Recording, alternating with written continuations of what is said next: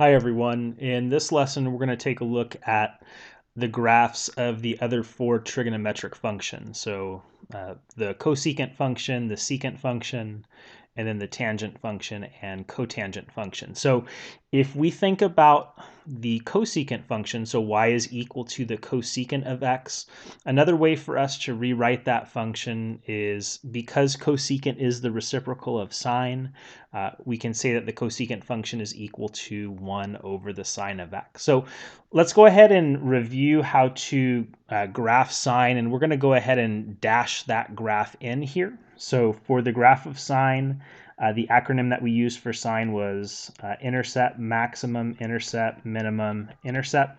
So I'm going to go ahead and dash that graph in red. So starting at 0, we have an intercept, then a maximum at pi over 2, an intercept at pi, a minimum at 3 pi over 2, and an intercept at 2 pi. So when I dot that graph in,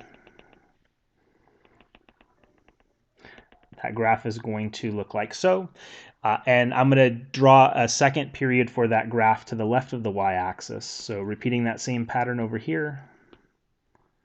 The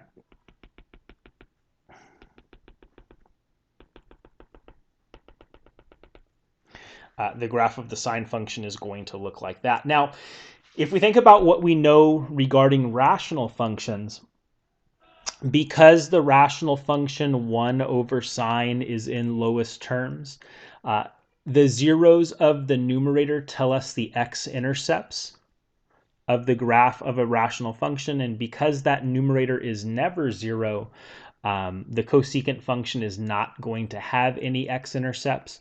And where our denominator is 0 in lowest terms tells us the vertical asymptotes of the graph. So sine is going to be 0 at all integer multiples of pi. So at like 0, pi, 2 pi, negative 2 pi.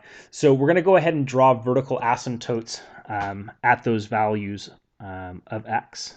Okay, so we have a vertical asymptote at 0, which is along the y-axis. We have another one at pi, another one at 2 pi, one at negative pi, and one at negative 2 pi. Now, if we think about 1 over the sine of x, if we're considering positive like outputs for 1 over sine, the smallest that a positive output can be is when our denominator sine is 1. Okay, so that's going to happen at pi over 2 and negative 3 pi over 2. And if we think about like all of the other outputs for sine, like with the quadrantal angles that we looked at, or sorry, not the quadrantal angles, the reference angles that we looked at, like outputs for sine could be like 1/2 or rad 2 over 2 or rad 3 over 2. So when we think about those outputs, those are all going to be values that are larger than 1. And because the graph here is not going to have any x-intercepts, we know that when our graph approaches a vertical asymptote, the graph can do one of two things. So the graph is either going to go to infinity or go to negative infinity. And because the y values at pi over 2 and negative 3 pi over 2 are positive, and that graph has no x-intercepts, that's going to force that part of the graph to go up to infinity like this, and force this part of the graph here to go to infinity as well. Okay, when we look at the parts of the sine graph that lie below the x-axis, so when we think about the outputs for sine that are negative, the biggest negative value that we're going to get for cosecant is going to occur when sine is negative 1. So when we take 1 divided by negative 1, that gives us an output of negative 1. So at 3 pi over 2 and negative pi over 2, the outputs for cosecant are negative 1.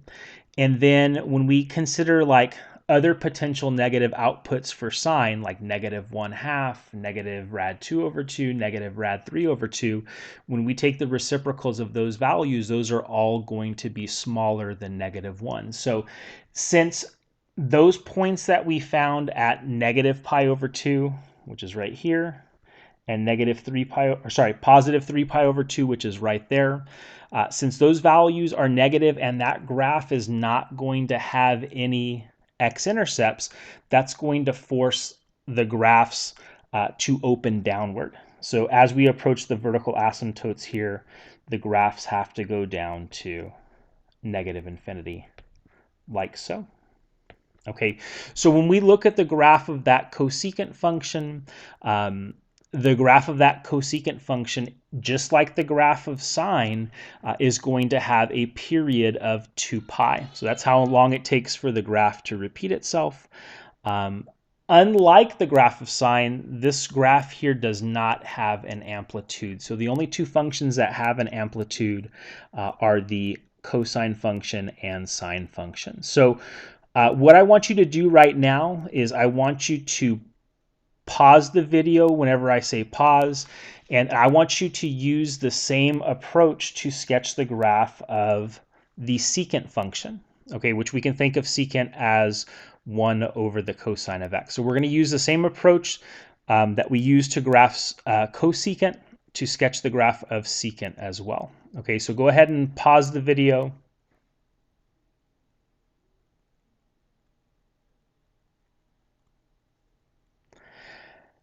Okay, so hopefully you've sketched the graph of the secant function, and we're going to use the graph of cosine to sketch the graph of secant. So again, our acronym for cosine was maximum, intercept, minimum, intercept, maximum.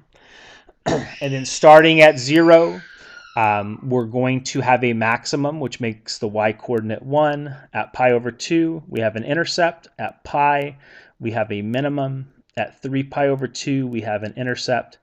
And at 2π, we have a maximum. So dotting that in is going to give us the first period of the cosine function. To the right of the y-axis, we're going to do the same thing to the left of the y-axis to get the second period for our graph. So very simply, again, because secant is 1 over cosine, that is a rational function in lowest terms.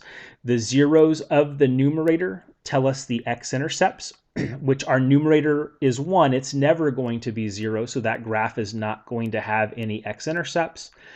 The zeros of the denominator tell us the vertical asymptotes. So where cosine is 0, our graph is going to have vertical asymptotes, which occur at π/2, 3π/2, -π/2, and -3π/2. And just like we did on the graph of cosecant, where the secant graph, where the cosine graph lies above the x-axis, we're going to make the graph of secant open upward because, again, the graph has no x-intercepts. So that's going to force the graph as we approach the vertical asymptotes to go to infinity. And if the cosine graph lies below the x-axis, the graph of secant is going to open downward, again, because the graph has no x-intercepts. The graph, as it approaches the vertical asymptotes, have to go to -infinity. Okay, so that's how we sketch the graph of cosecant and secant. And again, to do those very simply, all we need to do is to start with the graph of sine and cosine respectively. Okay, we're going to go ahead and move on to the graph of tangent next. So we can think of tangent as sine over cosine. So again, that is a rational function in lowest terms. So where our numerator sine is 0, that's going to tell us the x-intercepts for our graph. So again, the acronym we know for sine is I mimi. So sine is going to be 0 at 0. It'll have a maximum at π/2. It has an intercept at pi, has a minimum at 3π/2, and an intercept back at 2π, and it's also going to have intercepts at -π and -2π as well. Okay, so where the numerator is 0, the graph is going to have x-intercepts. Where the denominator is 0, so where cosine is 0, the graph is going to have vertical asymptote. So again, our acronym for cosine is maximum, intercept, minimum, intercept, maximum. So we're going to have the zeros for the denominator occurring at pi over 2, which means the graph has a vertical asymptote there. Also at 3 pi over 2. It has one at negative pi over 2. And another one at negative 3 pi over 2. Okay, so the last thing we're going to do to construct this graph is we want to think about the sign, the SIGN, so the sign, whether it's positive or negative, of tangent in each of the 4 quadrants. Because if we look between 0 and pi over 2, I'm just going to highlight this really quick. So when we look between 0 and pi over 2, angles that are between 0 and pi over 2 lie in quadrant 1. Well, what do we know about the sign of tangent in quadrant 1? Well, all students take calculus. We know all trig functions are positive in quadrant 1, so tangent has to be positive. So if tangent is positive, that means that that graph has to lie above the x-axis, which means as we approach that vertical asymptote, that's going to force the graph of tangent to go to infinity. Okay, when we look next between pi over 2 and pi, we know our angle lies in quadrant 2. Tangent's sign, so the sign of tangent in quadrant 2 is negative. All students, sine is positive, cosecant is positive, all other trig functions are negative. So that's going to force this part of the graph here to lie below the x-axis, which means as we approach pi over 2 from the right-hand side, the graph has to go to negative infinity. When we look between pi and 3 pi over 2, our angles there lie in quadrant 3. We know tangent is positive in quadrant 3. So that means the graph has to lie above the x-axis. And as we approach this vertical asymptote at 3 pi over 2 from the left-hand side, the graph has to go to infinity. And then between 3 pi over 2 and 2 pi, our angle lies in quadrant 4. We know tangent is negative in quadrant 4. So that forces this part of the graph to lie below the x-axis, which means as we approach 3 pi over 2 from the right-hand side, the graph goes to negative infinity. And hopefully you guys see the pattern that emerges for that tangent function. So when I graph other periods to the left of the y-axis, the graph of tangent is going to look like so. And we see here something different about the graph of tangent. How long does it take for the graph of tangent to repeat itself? Well, it's not 2 pi like the other 4 trig functions, sine, cosine, and their reciprocals cosecant and secant. This one has a period of pi, so it only takes pi radians for that graph to repeat itself. Okay, using the same process, I want you guys to sketch the graph of cotangent. So go ahead and pause the video and then start it up whenever you've sketched the graph of cotangent.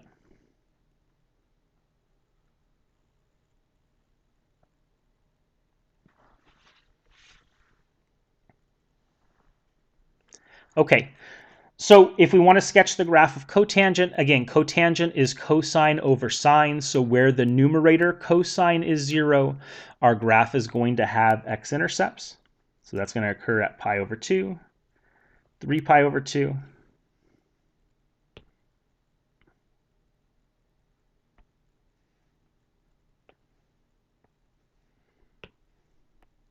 negative pi over 2, and negative 3 pi over 2. And then where our denominator sine is 0, the graph has vertical asymptote. So sine is going to be 0 at 0. So we're going to have a vertical asymptote at the y-axis. Another one at pi. Another one at 2 pi. One at negative pi. And then one at 2 pi. And just like we did for the graph of tangent, we want to look at what quadrant our angle lies in to determine whether cotangent is positive or negative. So between 0 and pi over 2, our angles are in quadrant 1. We know cotangent is positive in quadrant 1. So as we approach 0 from the right-hand side, the graph has to go to infinity. Between pi over 2 and pi, our angle lies in quadrant 2. So we know cotangent is negative in quadrant 2, which forces the graph to lie below the x-axis. So as we approach pi from the left-hand side, the graph has to go to negative infinity. Between pi and 3 pi over 2, our angle lies in quadrant 3. So we know cotangent is positive in quadrant 3, which means the graph has to lie above the x-axis. And then between 3 pi over 2 and 2 pi, our graph lies in quadrant 4. So our graph has to lie below the x-axis. Sorry, I goofed that up. And that same pattern is going to exist. Sorry, that's my son yelling in the background. That same pattern is going to exist to the left of the y-axis as well, okay, making our graph look like so. And just like with the graph of tangent, the graph of cotangent also has a period of pi. Okay, so that's how long it takes for the graph to repeat itself. So I want to talk about one more thing, and then we'll get into a couple of quick examples with this. But with the graph of tangent, we're going to have an acronym for that as well. So starting at 0, the graph of tangent has an intercept. Then at pi over 2, we have a vertical asymptote. At pi, we have an intercept. At 3 pi over 2, we have a vertical asymptote. So it's going to be IV, IV, intercept, vertical asymptote, intercept, vertical asymptote. And then one other thing that I use to help me remember what the graph of tangent looks like is that tangent is going to be an increasing function. Okay, so tangent is increasing. What's different with the graph of cotangent, if we start at 0, so at the angle measure of 0 for the graph of cotangent, it is a vertical asymptote, then an intercept at pi over 2. We have a vertical asymptote at pi, and intercept at 3 pi over 2. And the graph of the cotangent function is going to be a decreasing function. Okay, so we're going to take these ideas here, and then we're going to use them to sketch the graphs of slightly more complicated cosecant, secant, cotangent, and tangent functions.